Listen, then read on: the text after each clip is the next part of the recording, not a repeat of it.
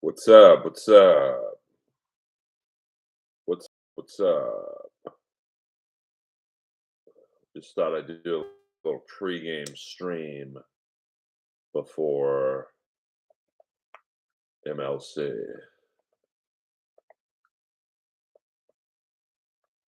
Just thought I'd see if I can crack the algorithm.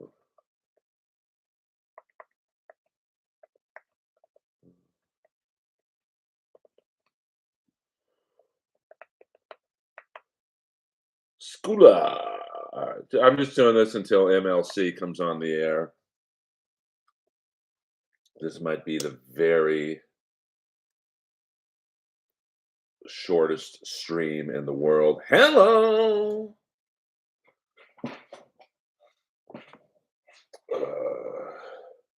Wait.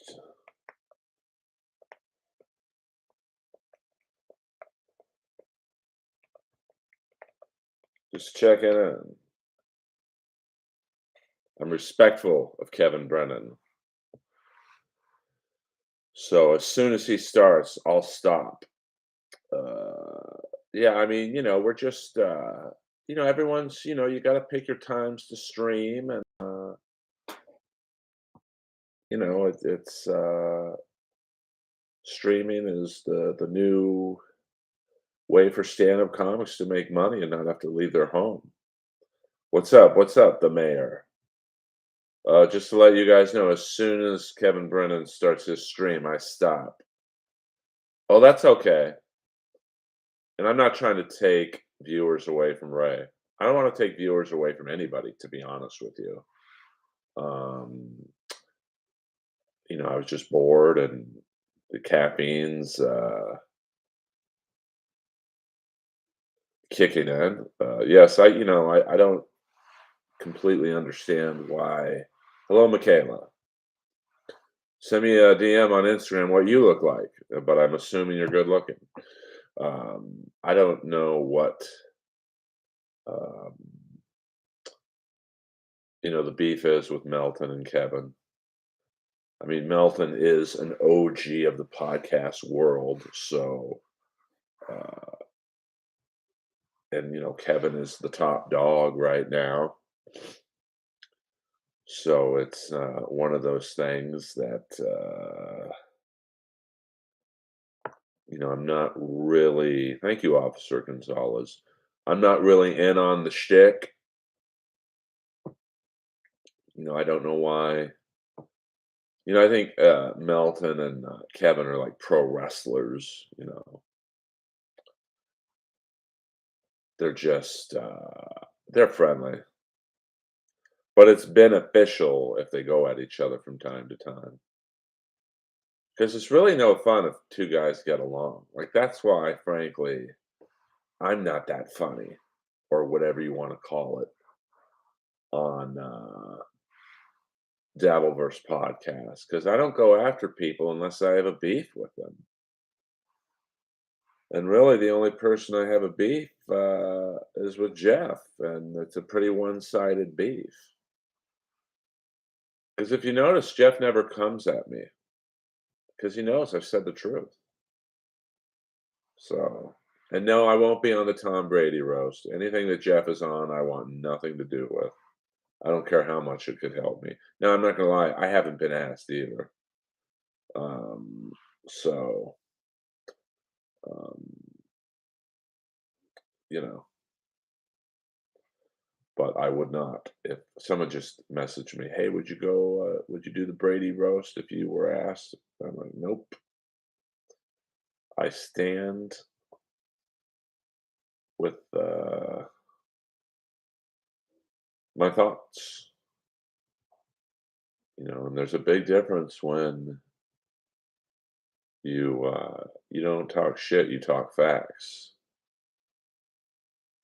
Yeah, I mean, it's like Hulk Hogan and the Ultimate Warrior. They hated each other, but they knew. Sorry about the construction. They knew what's best for business. Like, do you think Gene Simmons and Paul Stanley like each other after 50 years of working together? They probably hate each other.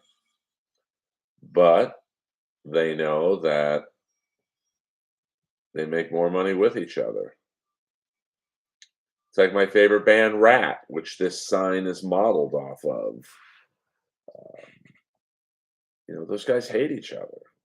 Like, literally, it's hatred, but they know they make more money with each other. It's like same thing with Van Halen and David Lee Roth. Although I don't know if they made more money with Roth toward the end. They might have made more money with Hagar. Uh, but then they started not getting along with Hagar. So, no, I mean, I have a feeling, Julian, it's going to be very Melton versus Brennan. And I'm in a good mood today. I don't want any negativity. And I don't think I have anything to add to that discussion. Like, I want to listen to it.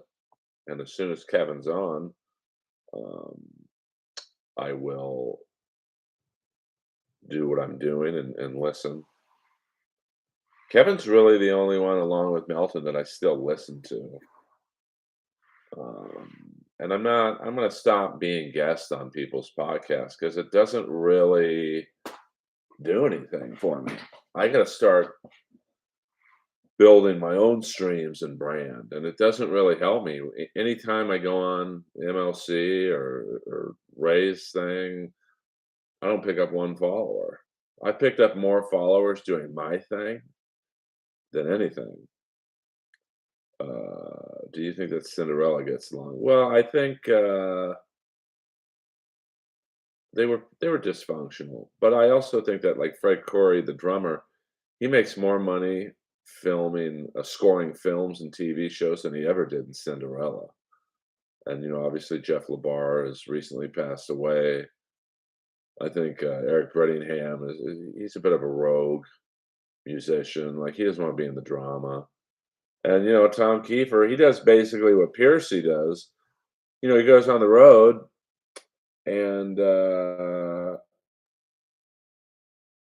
Cinderella songs, but gets most of the money versus splitting it 4 ways. Well, Scola, I mean, it helps me, but it's not the benefit you would think. Like when I go on MLC, I would say the average viewership is 1,000 people, and I've maybe gotten 10 followers from it, which is 10 more than I had before. But like, just to show you, when I do my own streams, I started seriously streaming, I would say, a little under 2 months ago. When I started, I had 1,500 followers. So I now have close to 2,500. And so that's 1,000 new subscribers in a shade under 2 months. So I don't know what that percentage is out of 1,500. So, I've almost doubled my own subscribers by doing my own streams. Well, I mean, I bought listeners for my podcast, and I kind of felt dirty about it. So I don't buy subscribers or watch hours, and I've told the story before why I bought followers for, the podcast because I had an A-list. The short version is I had an A-list publicist tell me, "Oh, you got a really good podcast. I like your style, how you talk about things you like, and you get these weird guests like the bad guy from Superman 2. But if you want to get bigger, more current guests, you got to enhance your views because no celebrity of any note is going to want to go on a podcast that gets 1,000 downloads when Joe Rogan's getting like a couple 100,000 downloads. Like I think when I was on Piper's podcast, he got 50,000 downloads a week. So, I sold out and, I won't do that on YouTube. I mean, at the end of the day, I'm doing this so people want to come to Los Angeles and see me at the Comedy Store, or I get big enough where I come to your hometown and you buy tickets. Yeah, Cinderella's a great band. They were just a weird looking.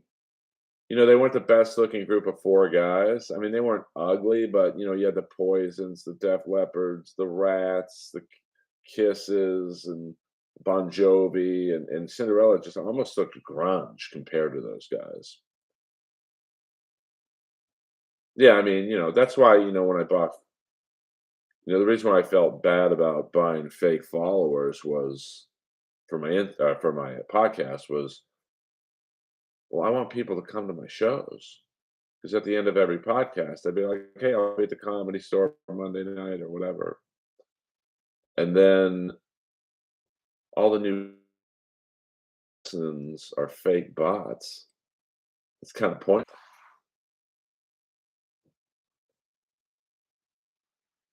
Yeah, I mean, that's how I try and navigate, Officer Gonzalez, the Dabbleverse world.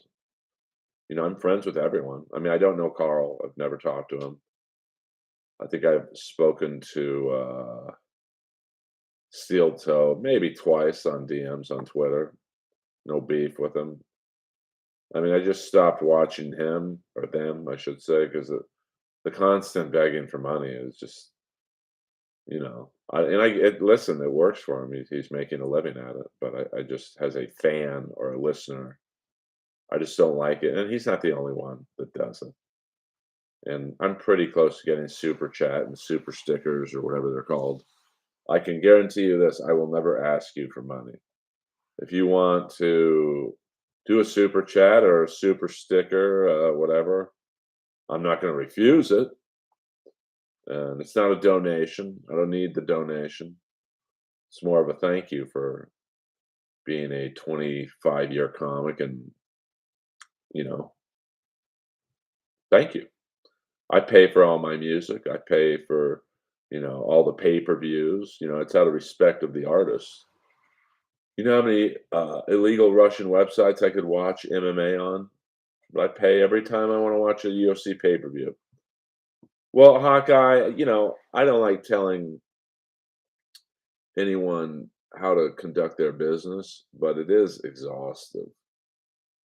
Just and it can't feel good for you guys as fans that you're just a number to them. Give me money, give me money, give me money. Um, I mean, yes, we all love making money. You guys all get paid for what you do.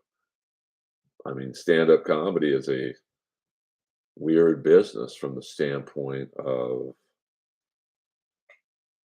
you don't really make money in this business unless you're a big name.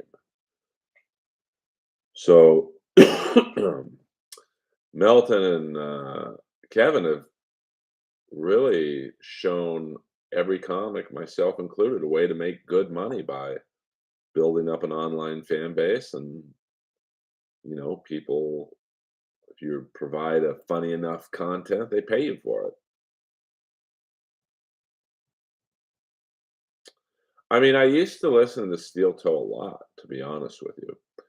It was just, I would go to sleep right when they would come on. And but then, to be honest, when Melting started doing the 4 a.m. shows, which is about when I go to sleep, it was perfect for me to fall asleep to. Because I just to me he's funnier than Steel Toe. Um, I mean, there's a lot of funny people in the Dabbleverse world. You've got Melton, he's a 20-year plus comic. You've got Kevin Brennan, who's probably a 30-year plus comic. You've got Bob Levy, who's probably been doing comedy longer than Kevin. You've got Shuli's been doing comedy a long time. Ray DeVito's a veteran, and so there's a lot of funny, experienced performers in this world. So, but at some point you got to pick and choose. And even like people like Carl and Steel Toe, they're successful at what they do. I mean, whether you like them or not, they are successful at it. I don't like the online roasting, and people are like, "What? You did roast battle?" But what I loved about roast battle was if you want to talk shit, the person is right next to you, 7 feet to your right. And it's a different energy when, that's why I don't talk to trolls. And like someone just said, my By the way, I've got some new shorts on YouTube. Feel free to check them out. But on my Michael Jackson joke on, I think I uploaded it yesterday. Like half the people are like, "Oh, this is a great joke." The other half are, "This sucks." Um,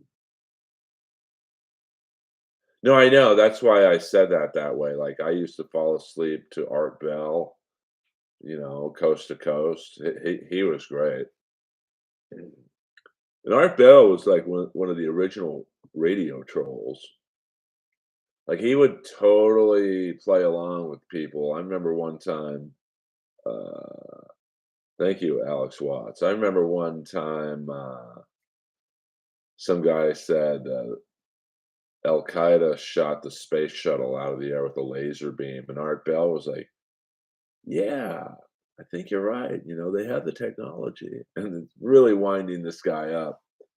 And although it was on the air from 7 to 10 p.m. on Sunday nights, I wouldn't fall asleep, but I would listen to the Matt Drudge radio show.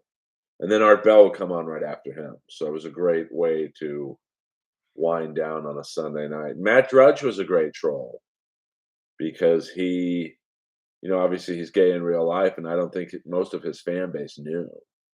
And he would like get these pretty homophobic calls sometimes, and he'd lean right into it, like totally get the caller to look like an idiot. Art Bell, not Doug Bell. I don't know who Doug Bell is.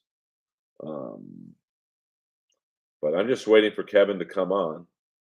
So if I end the stream abruptly, it's not because I don't love you guys, but I want to be respectful. This is, I think Kevin's time slot is 1 to 4.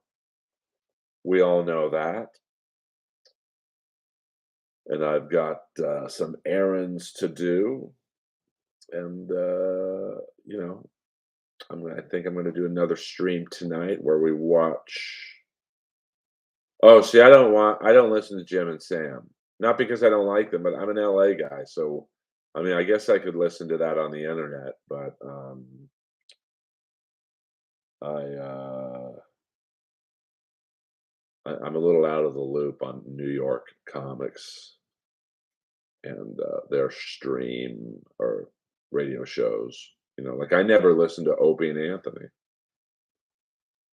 But ironically enough, I've messaged Opie a few times. Um, No, I am not on MLC today. They always ask me too late.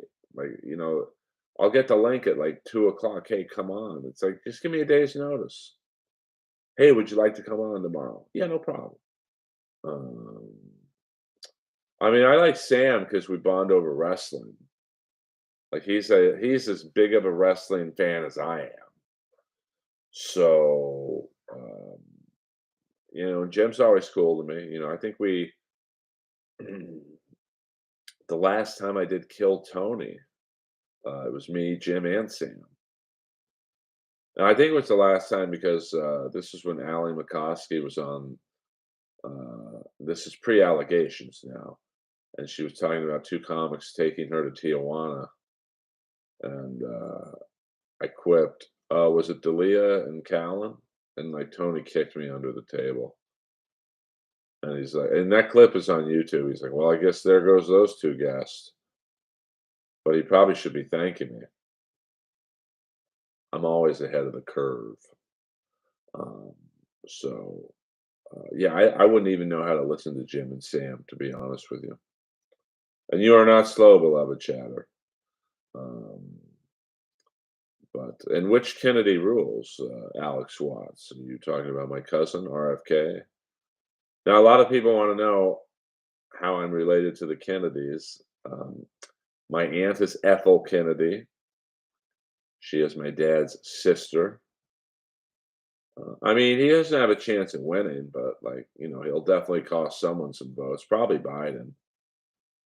I mean, I don't really like talking politics, but it's going to be a fascinating year in politics. Well, he just has no chance. Like he's at 7%.